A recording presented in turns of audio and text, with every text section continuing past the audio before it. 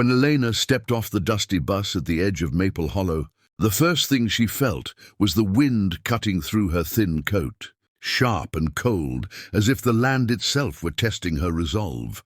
The bus doors folded shut behind her with a hollow hiss, and before she could reconsider her decision, the engine roared and the vehicle pulled away, leaving her standing alone, with her single suitcase and a lifetime of expectations pressing heavily on her chest.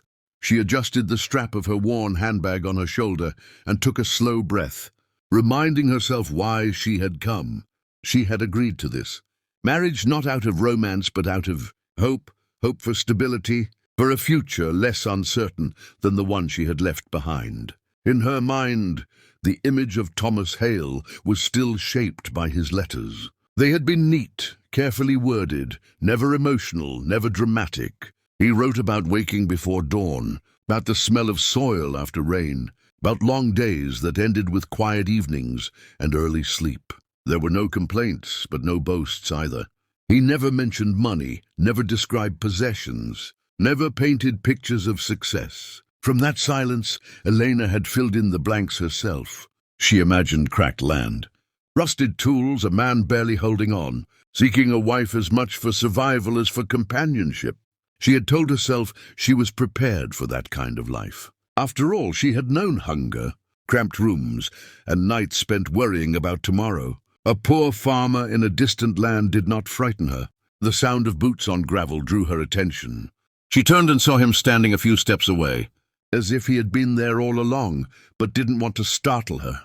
Thomas was taller than she expected, his posture straight but relaxed, his face weathered not by hardship alone, but by years under open skies. His eyes held a steady calm, the kind that came from knowing one's place in the world. He didn't rush toward her or speak immediately. Instead, he gave her time, letting her take him in, letting the moment settle. "Elena?" he asked finally, his voice low and even. She nodded, suddenly aware of how far she was from everything familiar. "Yes, you're Thomas." "I am. I'm glad you made it." He offered a small smile. Not nervous, not proud, just sincere. Without ceremony, he took her suitcase, lifting it easily, and gestured toward a pickup truck parked nearby. It wasn't new, but it was clean and well kept, the paint intact, the tires solid. As they drove away from the bus stop, Elena watched the town fade behind them. Maple Hollow was smaller than she imagined, just a few buildings. A diner, a feed store, quiet streets with no rush or noise. The road soon narrowed, and fields began to stretch out on either side. At first, Elena assumed they were passing through shared farmland, perhaps land owned by many struggling farmers. But the longer they drove, the more uneasy she became. The fields were vast, orderly, alive with healthy crops bending gently in the wind. She saw irrigation systems, sturdy fences, grazing cattle with sleek coats that spoke of good care. This was not the picture of poverty she had prepared herself for. Still, she said nothing. She didn't want to seem ungrateful or foolish for assuming too much. Thomas drove in silence, one hand resting on the wheel, eyes focused on the road ahead. He seemed comfortable in the quiet, as though words were not something he wasted. Elena glanced at him occasionally, searching for signs, some hint that this land did not truly belong to him. But there was none. His calm remained unbroken. Then the truck turned onto a long gravel driveway, lined with tall oak trees, whose branches arched overhead like a natural gate. The sound of gravel, crunching beneath the tires, echoed in the still air. Elena's heart began to pound. At the end of the drive, emerging slowly into view, stood a farmhouse that stole the breath from her lungs. It was large but not extravagant, strong and elegant in its simplicity. White walls gleamed softly in the afternoon sun, and the wide porch wrapped around the house like open arms. Flower baskets hung from the beams, and rocking chairs were neatly arranged as if waiting for evening conversations. Behind the house, Elena glimpsed more, large barns with fresh paint, tall silos standing like guardians, and rows of modern farming equipment that looked expensive even to her untrained eye. This was no struggling homestead. This was a thriving operation. The truck came to a stop. For a moment, Elena could not move. Heat rushed to her face, a mix of shock, embarrassment, and confusion. She had crossed an ocean expecting one life and found herself standing at the edge of another entirely. "This is very nice," she said carefully, choosing her words as though they might betray her thoughts. Thomas nodded, unbothered. "It does the job." She turned to him then, unable to hold her questions back any longer. "I thought, from your letters. I didn't expect—" Her voice trailed off. He looked at her, truly looked at her, and for the first time she saw uncertainty flicker across his face. "I never meant to mislead you," he said quietly. "I just didn't think it was important."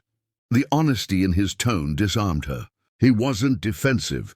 He wasn't amused by her surprise. He seemed almost concerned that she might feel uncomfortable. That realization unsettled her more than the land itself. A man who owned all this, yet spoke, as if it were nothing more than a backdrop to his life, was not what she had prepared for. As she stepped out of the truck, the solid ground beneath her feet felt suddenly unreal. She had arrived bracing herself for scarcity and struggle, ready to prove she could endure. Instead, she stood before abundance, earned, quiet, and unadvertised.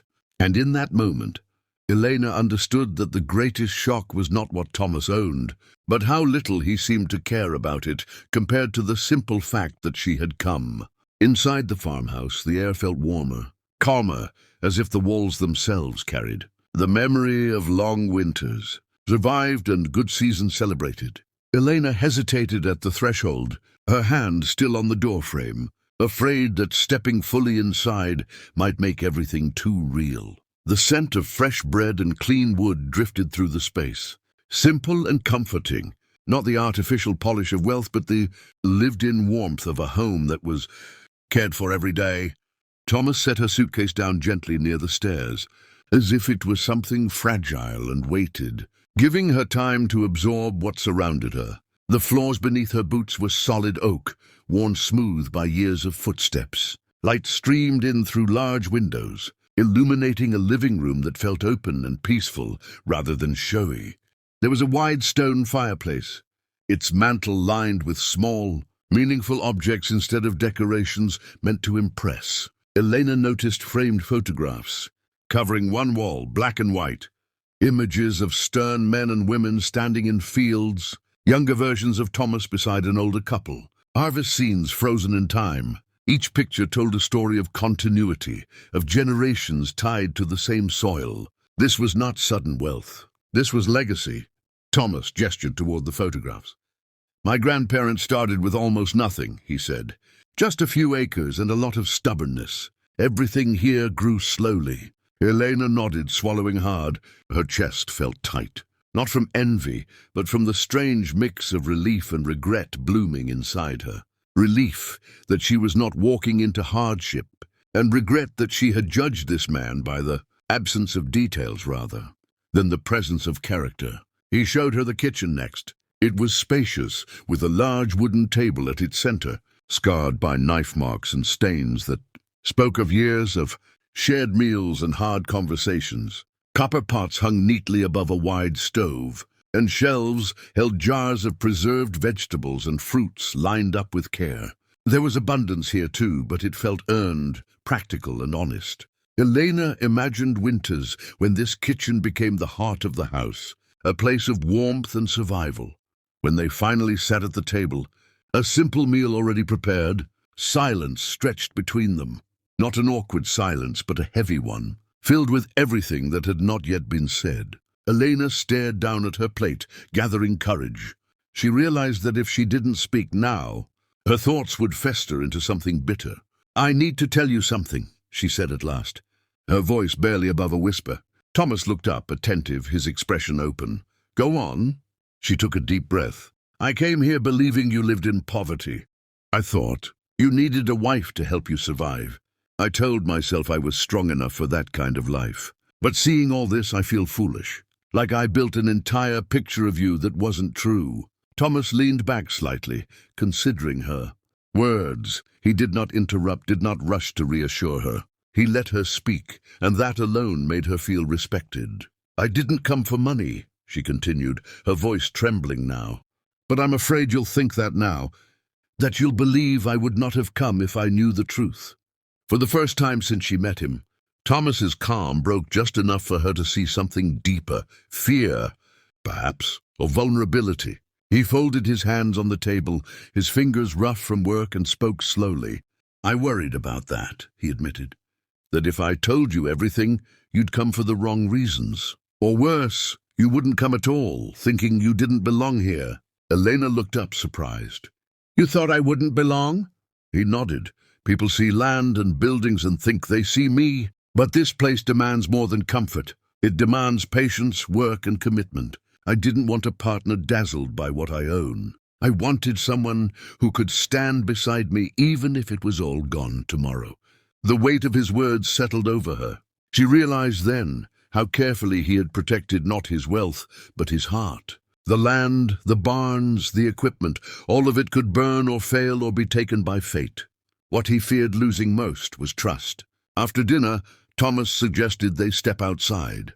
The evening air had cooled, and the sky was painted with soft oranges and purples. As the sun dipped toward the horizon, they stood on the porch, side by side, the land stretching endlessly before them. Fields glowed in the fading light, and the distant lowing of cattle carried on the breeze. Elena felt small and significant all at once. "This land looks endless," she said quietly. "It feels that way sometimes," Thomas replied. "But it's only as strong as the people who care for it." Elena turned to him then, emotion rising in her chest. She thought of the life she had left behind, of the fear that had driven her across the world, and of the man beside her who had given her honesty without spectacle. Tears filled her eyes, surprising her. "I didn't know what abundance was," she said softly. "I thought it meant never being afraid of hunger or cold. But standing here, I think it means something else." Thomas looked at her, his gaze steady. "What does it mean to you?" "It means choosing each other," she said. "Even when expectations are wrong, even when fear gets in the way." For a long moment, neither of them spoke. The land seemed to breathe around them, patient and watchful. Elena realized that she had arrived expecting to measure her future in survival and security. Instead, she had been offered something far rarer, a life built on humility, honesty, and shared purpose. And as the last light faded from the sky, she knew that whatever challenges lay ahead, she was no longer walking into the unknown alone.